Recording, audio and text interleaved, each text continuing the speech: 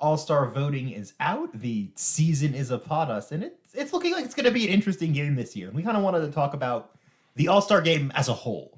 We did do an East-West All-Star game and All-Star game episode with Gary Livicari about the Negro League All-Star games that took place and ended, I think, in 1948. This is going to be more about, at least from my perspective, is why are we still playing this exhibition game? What makes it great? And I don't know that we necessarily agree on this. No, and I mean, this is a bit of a different, because normally we have actually pretty extensive discussions about the episode before we get on and record. And with this one, we kind of separated a bit because I think we are kind of different in this. And I was going to say this, I personally really like the Major League Baseball All-Star game. I think it's probably the best of the major, sports All-Stars games, at least in the States. So, do you like the All-Star Game weekend thing that makes it, more with the home run hitting contest and the Futures Game, which I actually think is more interesting than the All-Star Game itself because it's played kind of for real more than the All-Star Game? Personally, for me, the Home Run Derby and the All-Star Game is all I need.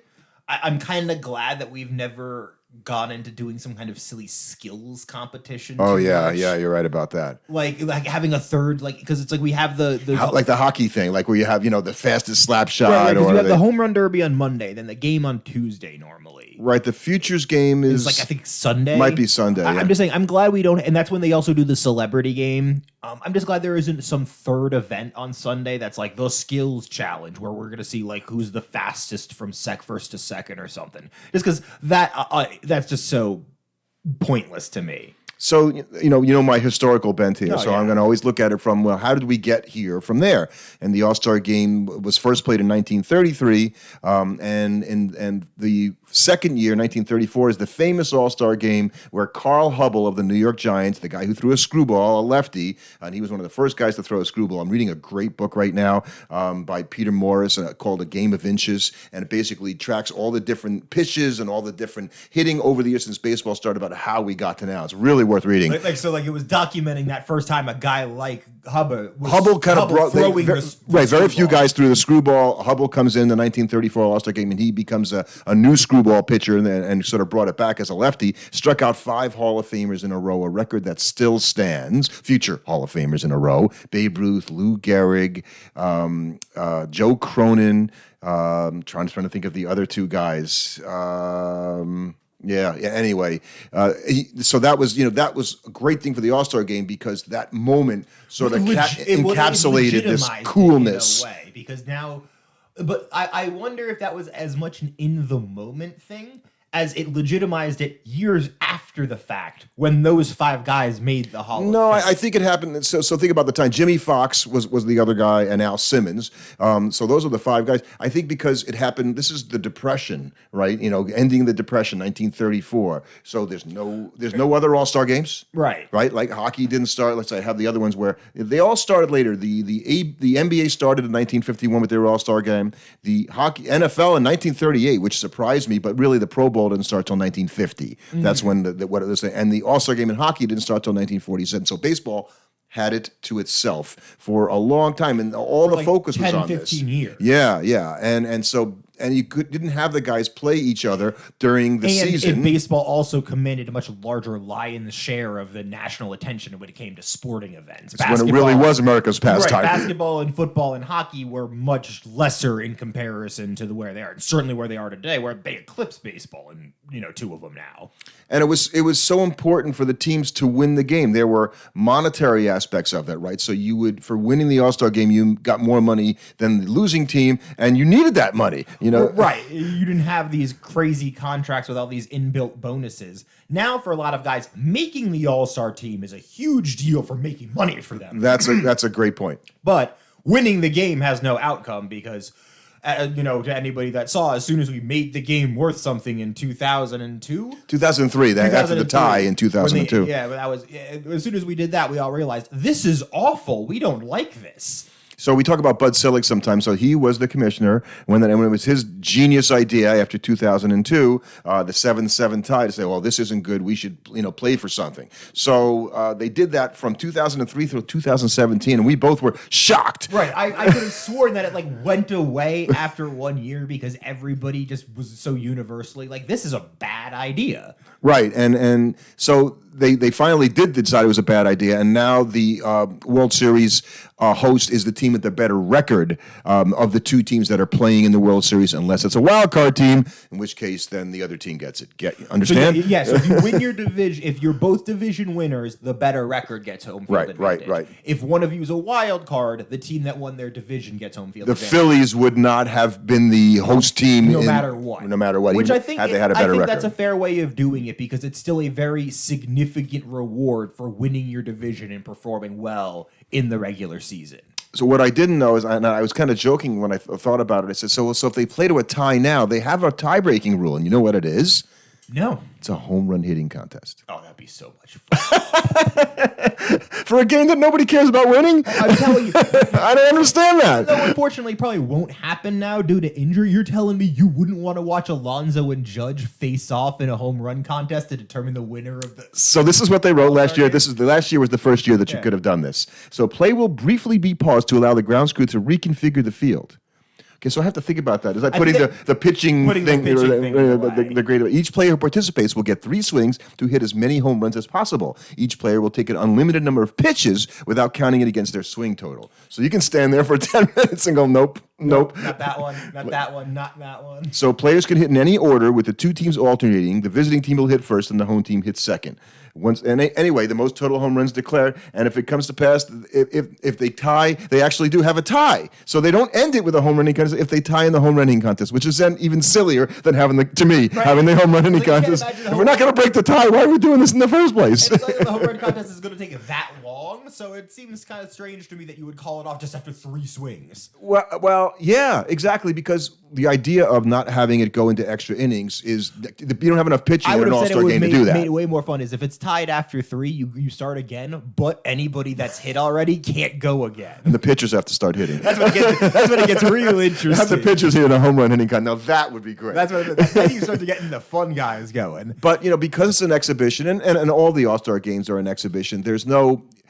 So you talked about this before the episode, and if you wanted to go in a different direction and say, the All-Star game is irrelevant, I don't think this will really happen. What else could you do to highlight the amazing talent of the baseball players? Because there's one thing about baseball that I think is really cool compared to the other sports. You can pretty much go full tilt in baseball in an All-Star game in a way that you won't in an NFL game, in a Pro Bowl, or a hockey game, or a basketball game. Right. I think in baseball they can play 95%.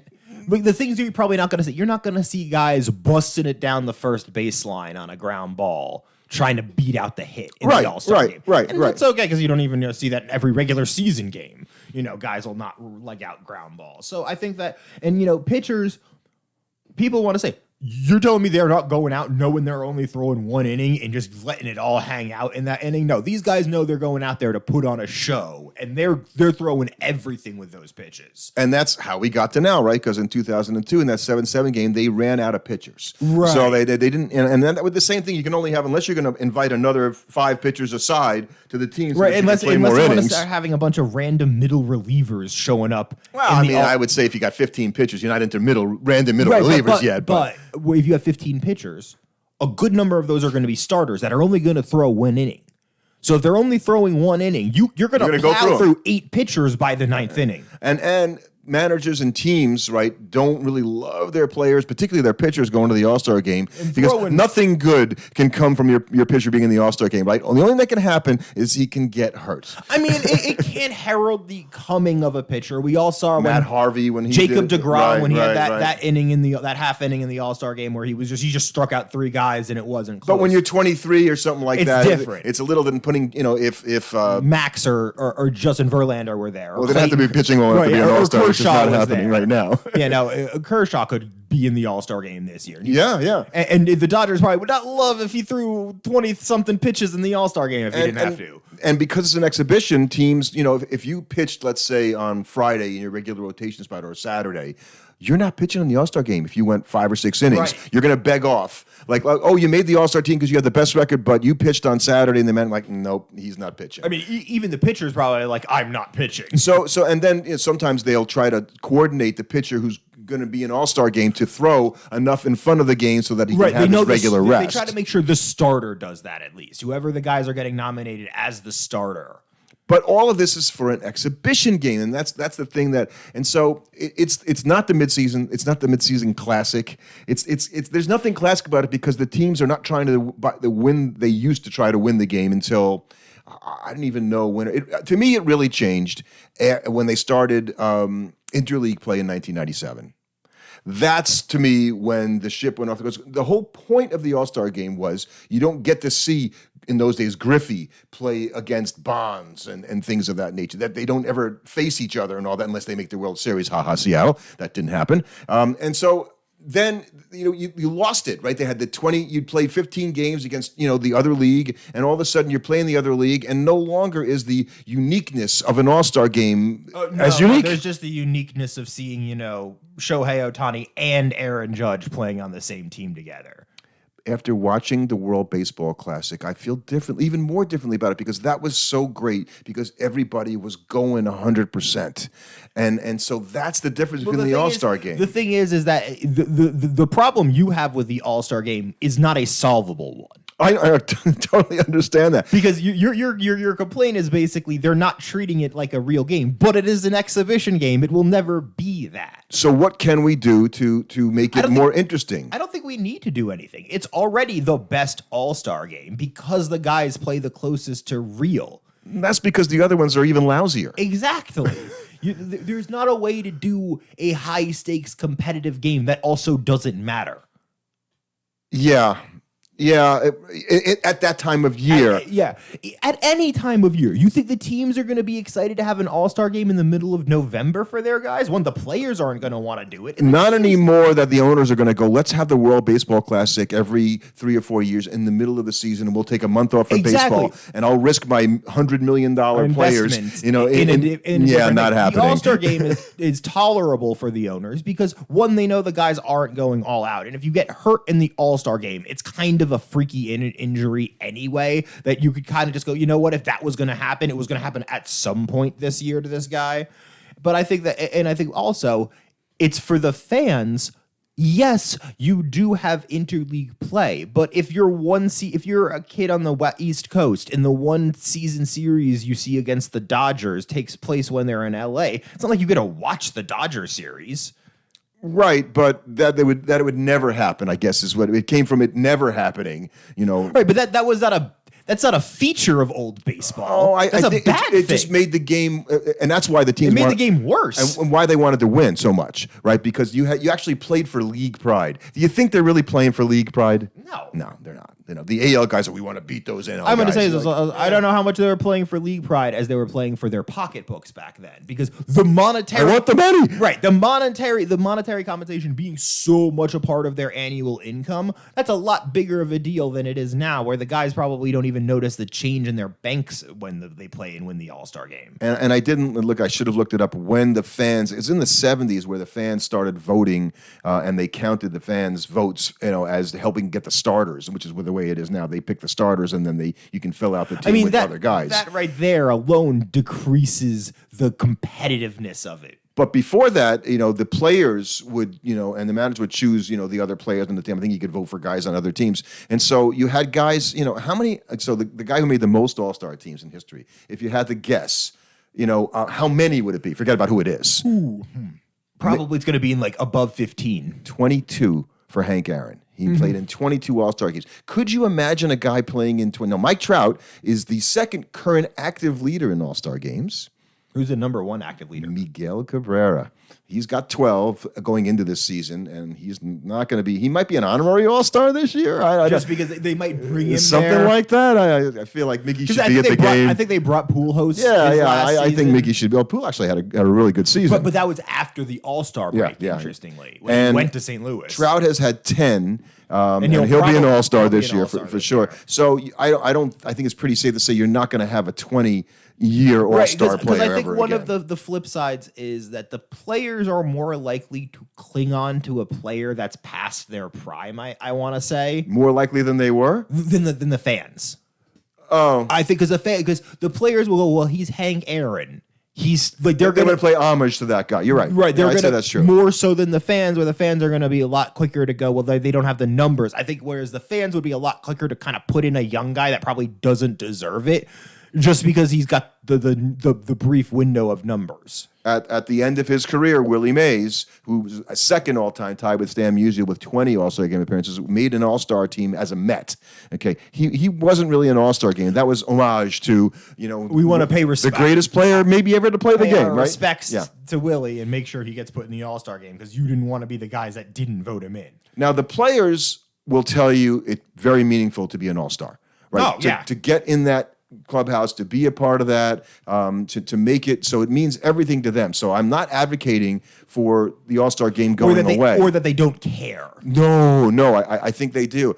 I said it. We think if it's 90% or 95% in terms of how intense they play, it's still way better than any of the other All-Star. And because it's such a pitcher's game, right? Now because the pitchers, like you say, can go in there and throw balls to the wall for one inning and say, okay, next up. I don't know how many times guys pitch more than one inning in the All-Star game now. They used to go, innings. I think you would say probably the more interesting. When's the last time a guy went past 2? Right. I think 3 innings was kind of my thought too. Because sometimes they'll let the starter go out for a second inning just because that's your reward, especially if you had a really good first inning.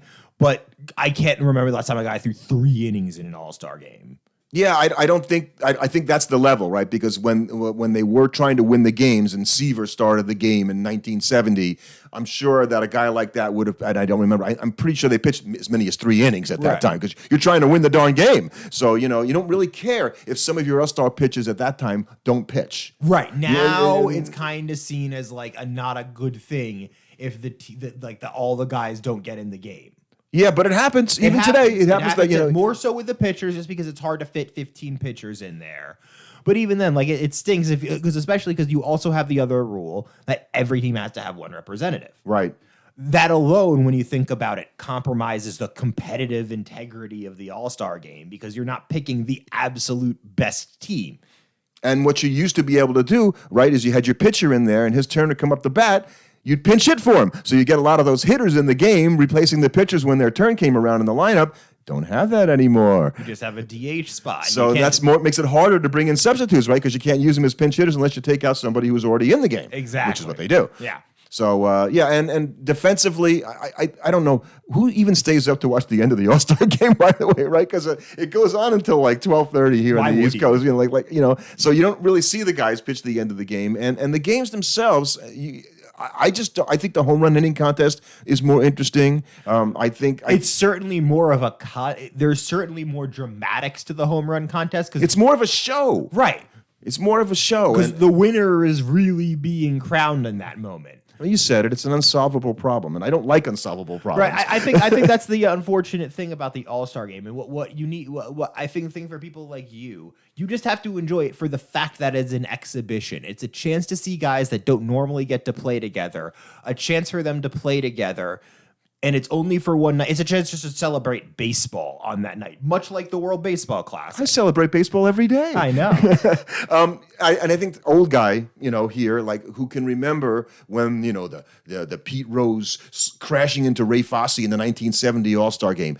I don't remember this stuff. And Reggie Jackson's home run in Detroit into the light tower in the old Tiger Stadium in the 71 All-Star game. And I told you I went there to the field the next year and I saw the little flag up there and I was a little kid going, wow, that's really far. How did he hit it all the way out there? It went so far. It was amazing. So I have those memories in me, the old guy in me. And so we're not going back there. I get it. I understand how it is. But there's no way to make it have stakes unless you put unreasonable stakes on a game that shouldn't have unreasonable stakes. Right, unless you want to put stakes, because to make the game matter, you have to do something like give home field advantage to the World Series winner, which we all saw and we all hated. So we can't. There's no way to do that without injecting some other kind of thing in there, because just for pride, you don't even play the regular season just for pride. It's to win the World Series. And so how about you play 2 out of 3 games to win home field in there? It's still not worth it, right? It's still not worth, because now you're defeating the purpose. And you're risking injury. Exactly. Now you have to have 3 games. Now you're taking an even longer break from the season. So all the rest of the guys that don't make the All-Star team are now just sitting around for an actual week, not playing in the middle of the season. Right. It's enough that the All-Star break now, it's Sunday night, and a lot of teams don't play until the following Friday. So it's almost a week off for a lot of these players. It's almost a week. Yeah, Thursday, Friday are the first games after the All-Star break. So, that's everybody kind of looks forward to that, and sometimes if you don't get to go to the All-Star game, it's not necessarily a bad thing, because you get to go and spend the time with your family. Right, yeah. That's your one chance during the year to be home for a couple consecutive days. You're going to especially because if, let's say, you're a guy that doesn't make the All-Star team and your last game's on Friday. You go home. You're home almost Saturday to Saturday potentially. Yeah, well, it depends on if you're for a pitcher maybe and all that stuff. But most of the games they go through Sunday. Everybody plays on the Sunday. Right. If you just happen to play your last game on a Friday. Right. I don't know if that really happens very much at all. And we mentioned about the home run derby now settling ties. And I was surprised the All-Star game has only gone to extra innings 13 times. So let's see, 1933. That's 90 years. That kind of surprised me that it's so low. That it's so low because it's a low-scoring game, so the chance of a tie is a lot higher. Yeah, but think about it. You have baseball games every night, and there's not that many extra inning games. Yeah. I don't know what the percentage is, and it's really just a question of percentage. And I'm not saying. And if you look at any one game that night, that was more or less than a regular season. I just think that it's not as surprising when you think about it, just because you're only going to have so many extra inning games, and when the pitchers are that elite, also it's much easier to hold on to leads. So you think the baseball All-Star game is the best of them all? Oh yeah. Just out of curiosity, what's number 2? Probably basketball, because it's got the most enjoyable weekend. Oh, I hate the NBA All-Star game. The game itself. The game itself sucks. I hate the NBA But All-Star the dunk game. contest, the three-point contest, their skills contest is at least fun. This year's NBA All-Star game was probably the worst, and I couldn't even watch the game. Well, I watched a little bit of it. The Pro Bowl is the worst. It's just The horrible. Pro Bowl is the worst because it just doesn't resemble football. After you, basketball. No. The Pro Bowl. The Pro Bowl. Like, the basketball is at least you could appreciate. No, the basketball is after you. No, right. after you. I can at least appreciate the fun of the offensive talent on display, because it's like, oh, wow, this would happen. Without anybody playing defense. Right, but you would be like, oh, okay, yeah, if these guys didn't play defense in the regular season, they would literally never not score. But whereas with football, you're not even watching a product that resembles football at the end of the day. Right. And hockey, it's just hockey. And I think there was a time that the hockey All-Star game and remember the NFL Pro Bowl is played after the season, in contrast to the 3 other sports. So right. It's a big difference. And it's because it's played all the way after the season. There's a whole bunch of guys that stopped playing in like December, started eating, and then need to get back into shape and go play out in Honolulu after Thanksgiving, after Christmas, and the New Year. They're fattening up for the New Year. So. But the NHL, NBA, and MLB All-Star games were all contested for pride a lot of the time, and for money. I think that the 3 sports, such that even in the Major League All-Star game, they played 2 All-Star games. Remember, we talked about this with Gary Livacarri from 1959 to 62. They played 2 All-Star games each of those years. That's how a guy like Aaron could have 22 All-Star games, because he played in 4 extra ones. Right. Well, 2 extra ones. Well, no, because they had them for 4 years. Oh, it was for 4 years. Right. They did that. And Mays also, and Musial, all those guys, not surprisingly, are at the top of the list because they got those 4 padded in there, to that. You don't realize. Not that they weren't great. But, that was to contribute to the players' pension fund and some other charities. And they played them at different locations with basically the same teams and the same managers.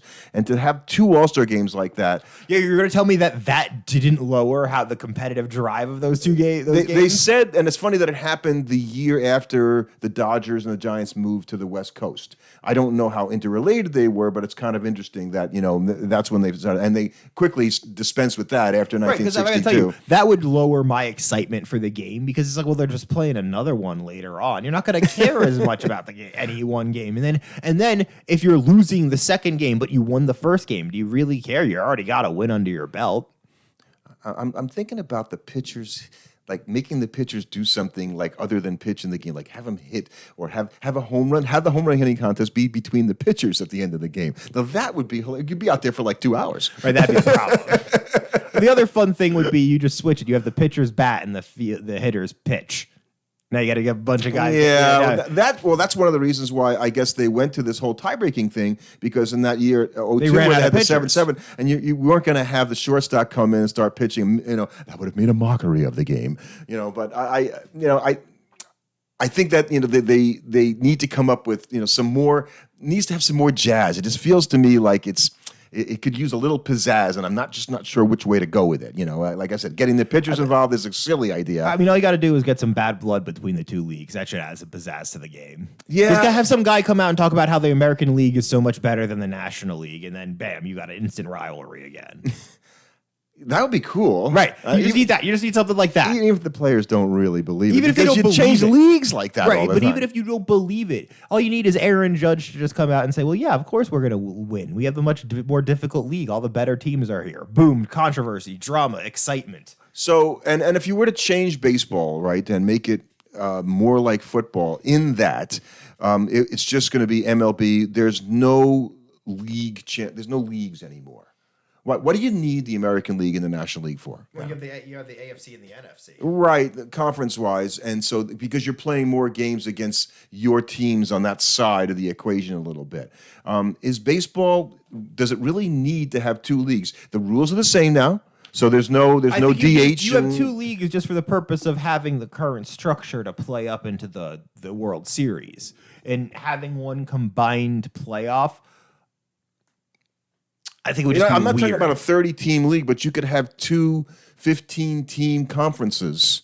Go back to the old stuff. Yeah. But then you wouldn't be able to have the division winners. Well, you wouldn't. Yeah, you'd have more just the best records. Right. The best records of the next 5 teams in your league. Doesn't matter division-wise, and you could balance the schedule out. That might be a radical change. That would be a radical change. But I think that because you've taken the DH difference out between the 2 leagues, you have the opportunity to look at it differently. Baseball in a way you didn't before. And so how would that change the All-Star game? I don't know yet. The only way you would change the All-Star game is if you merge the leagues and you just had one. And there has been some crazy talk, right? About that right kind now, of it is just that. It's crazy talk. Just trying to postulate as to how it would be, because I think I get the feeling the fans are not as excited about the game itself. You're more excited about All-Star Weekend, right, than you are about the playing of the game, and I think that's not good for the All-Star game. Yeah, I think we should just not leave it there and try to do something about it. I just don't know what it is. Yeah.